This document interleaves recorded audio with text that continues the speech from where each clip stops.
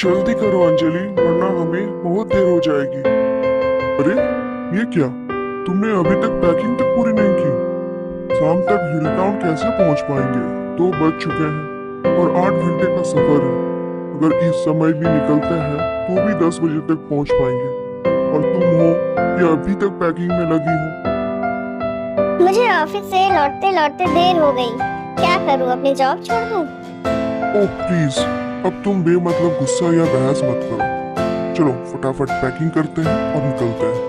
अफरा तफरी में दोनों पैकिंग करके किसी तरह घर से बाहर निकले।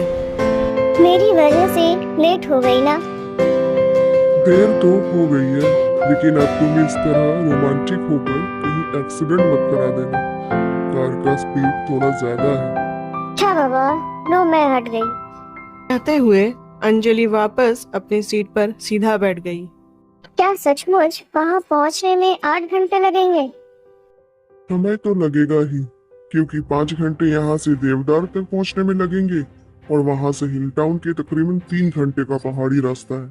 कुछ 8 घंटे, और वो भी तब अगर रास्ते में जैम ना मिला तो। पहाड़ी रास्ते की शुरुआत तक पहुंचते पहुंचते रात के 8:30 बज चुके थे। पहाड़ी रास्ते की शुरुआत में तो थोड़ा बहुत गाड़ियां मिल भी रही थी, लेकिन 1-2 घंटे बाद गाड़ियां दिखनी भी काफ़ी कम हो गई।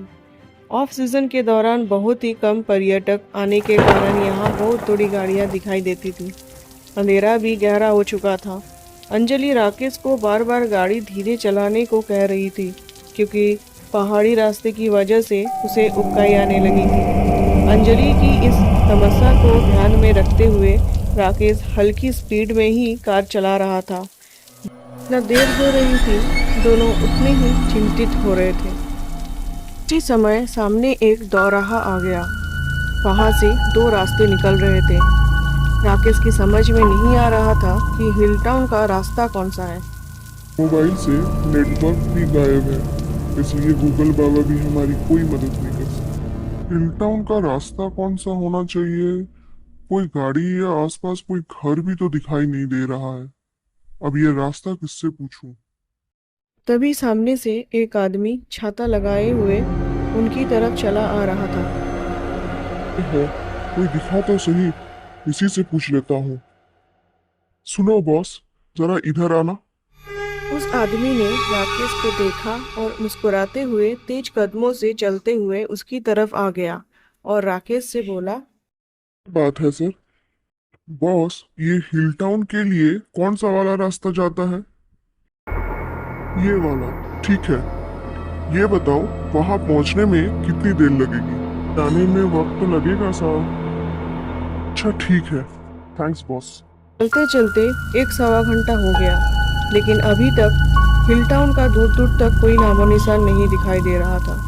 ना ही कहीं दूर किसी पहाड़ी पर बस्ती की बत्तियां जलती हुई दिख रही थी कि समझ सके कि आसपास कोई रहता भी है या नहीं। सड़क पूरी तरह सुनसान थी।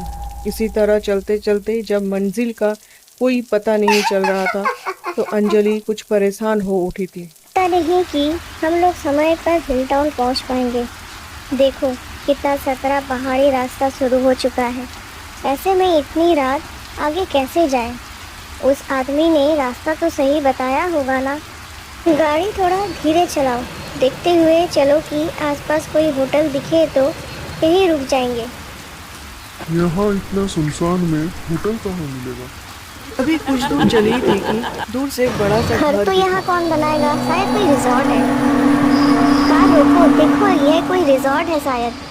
फिर देखते हुए बोली, रिजॉर्ट तो नहीं लगता। सुनो, ये कोई गेस्ट हाउस है क्या? अंजलि की बात सुनकर राकेश ने भी उस ओर देखा। नहीं, रिजॉर्ट इतना छोटा नहीं होता, कोई गेस्ट हाउस होगा। रुको, गाड़ी रोकते हैं और देख लेते हैं। फिर गेस्ट हाउस के कुछ दूर में गाड़ी रोक देता है। कुछ देर सोचने के बाद बोला, लगता है ये कोई सरकारी गेस्ट हाउस है। हम एक काम करते हैं, मैं अंदर जाकर देखता हूँ। सब कुछ ठीक रहा तो तुम्हें फोन करके बुला लूँगा, तुम आ जाना। ये कहते हुए राकेश ने छाता लेके आगे बढ़ने लगा। थोड़ा आगे बढ़ा ही था कि कोई साया राकेश को छूते हुए गुजर गया। उस अनुभूति से राकेश पूरी तरह सिहर उठा।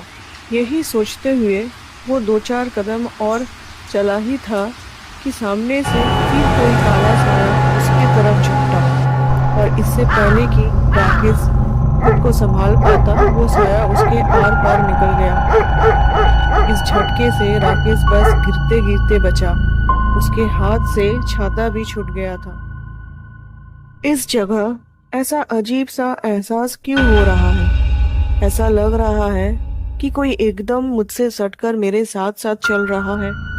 ये मेरा वहम है या इस एकांत में डर की वजह से ऐसा महसूस हो रहा है? मन ही मन बुदबुदाते हुए तेज कदमों से गेस्ट हाउस की ओर चल पड़ा। गेस्ट हाउस के सामने पहुंचकर राकेश ने देखा कि गेस्ट हाउस क्या था, जैसे कोई उजाड़ घर था।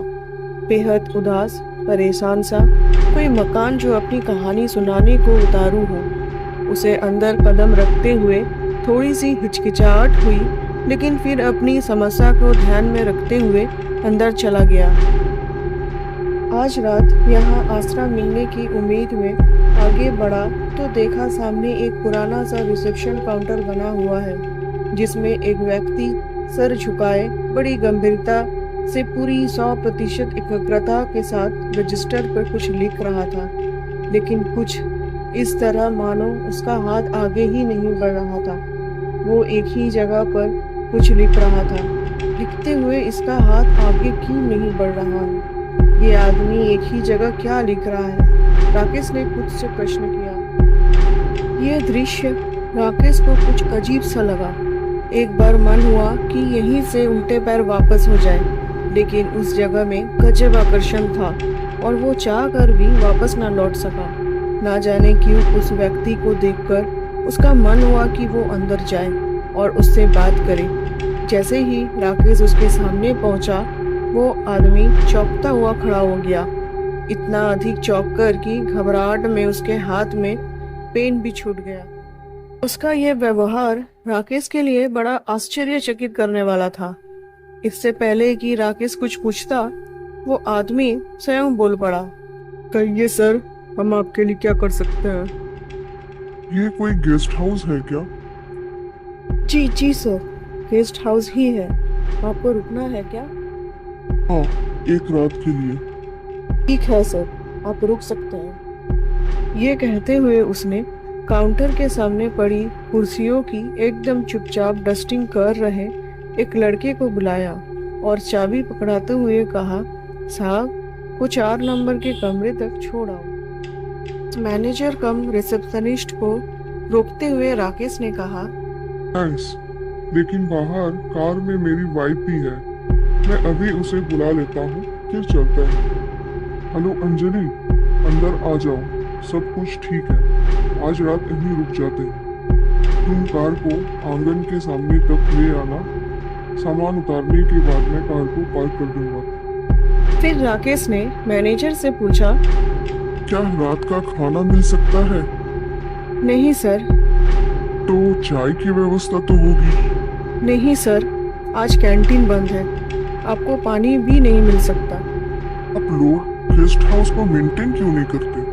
क्या बोलूं सर, गेस्ट हाउस का हाल तो आप देख ही रहे हैं। दरअसल हमारा गेस्ट हाउस ऐसी जगह पर है कि अधिक चलता ही नहीं है। कभी कभार ही कोई भूले भटके कस्टमर मिल जाता है। कोई यहाँ रुकने को तैयार ही नहीं होता। सब यहाँ रुकने से डरते हैं ना, इसलिए कभी कभार ही हमें बड़ी मुश्किल से कोई एकाध लोग मिलते हैं। बात सुनकर राकेश के कान खड़े हो गए और उसको कुछ घबराहट जैसी हुई। भूले भटके कस्टमर से मैनेजर का क्या मतलब हो सकता है? उसकी इस तरह की भाषा की सब यहाँ रुकने में डरते हैं, राकेश के मन में कुछ कुछ संदेह पैदा कर रही थी। तभी अंजलि भी वहां आ गई। वो दोनों, राकेश और अंजलि, अपने होटल रूम के तरफ जा ही रहे थे कि अचानक राकेश को लगा कि वही साया सामने से गुजर गया। थोड़ी देर सोचने के बाद बिना कुछ बोले ही राकेश होटल रूम की तरफ बढ़ने लगा। फिर दोनों अपने रूम में पहुंचा। रूम देखा तो बोला, ठीक ठाक लग रहा है, पुराना है पर सही है। हाँ, बहुत मेंटेन तो नहीं है, लेकिन चलो रात बिताने लायक तो है। सफर की वजह से अंजलि को बहुत थकान हो रही थी, इसलिए वो चुपचाप सो जाना चाहती थी। लेकिन चेहरे पर सफर की वजह से धूल और पसीने की चिपचिपाहट उसे परेशान कर रही थी। उसका मन किया कि उठकर पहले मुंह धो ले, फिर आराम से सोए। ये सोचकर वो बिस्तर से उठी और वॉशरूम चली गई। अपना फेस साफ करके वॉशरूम का दरवाजा बंद ही कर रही थी कि उसे ऐसा लगा जैसे आईने से कोई उसे देख रहा है। पहले उसे समझ में नहीं आया, फिर वो सामने गई तो एक डरावना चेहरा जो आईने से देख रही थी। वो इतनी डर गई कि जोर से चिल्लाने लगी। उसकी चीख सुन के राकेश भागता हुआ उसके पास आया और पूछा, क्या हुआ, क्यों चीख रही हो? वहाँ आईने में कोई है जो मुझे देखकर भयानक तरीके से मुस्कुराया था। बहुत डरावना। कोई नहीं है अंजलि, तुम थकी हुई हो तो ऐसा लगा होगा। चलो हम लोग अब सो जाते हैं, रात बहुत हो गई है। फिर दोनों सो गए। काफी थके हुए थे, जिस वजह से दोनों को नींद आ गई। काफी रात हो गई थी, दोनों सो ही रहे थे कि तभी राकेश को ऐसा लगा जैसे उसे कोई जगा दिया। वो उठा तो देखा रूम में कोई नहीं है। उसे बहुत जोरों से प्यास भी लगी थी, लेकिन उसके पास पानी नहीं थे। यही सब सोच ही रहा था, तभी अजीब सा गुनगुनाने की आवाज आई। बिस्तर से उठ गया और सोचने लगा कि इतनी रात को कौन हो सकता है। जैसे ही थोड़ा आगे बढ़ा तो देखा वही साया अब उसके सामने खड़ी है। डर से पसीने से लथपथ हो गए थे। वो डर से चिल्ला भी नहीं पा रहा था। वो कुछ कर पाता तब तक वो हवा में लटक गया। तभी अंजलि भी जाग गई थी। ये दृश्य देखकर अंजलि बेहोश होके गिर गई और राकेश नीचे जा गिरा। जैसे लगा किसी ने उसे नीचे जमीन में गिरा दिया हो। तो जैसे तैसे उठ के खड़ा हुआ ही था कि वो साया भयंकर रूप लेके उसके तरफ झपटा और राकेश नीचे गिर गया। जब सुबह हुआ तो अंजलि की नींद खुली तो वो देखा वो लोग कोई पुरानी खंडहर में है। वो राकेश को जगाया और बोला, भागो यहाँ से, ये कोई गेस्ट हाउस नहीं है। वो दोनों चारों तरफ देखने लगे तो देखा ये कोई खंडहर है जहाँ रात में दोनों आए थे और रात में जो लोग मिले थे वो सब भूत थे। और दोनों वहां से जल्दी भाग गए और बाहर से गेस्ट हाउस को देखा तो वो एक पुरानी खंडहर था। वो दोनों उस दिन बच तो गए, लेकिन आज भी उस रात की घटना को याद करते ही डर जाते हैं। थैंक यू दोस्तों, वीडियो अच्छी लगी हो तो लाइक कर देना और चैनल को सब्सक्राइब कर देना। Thank you.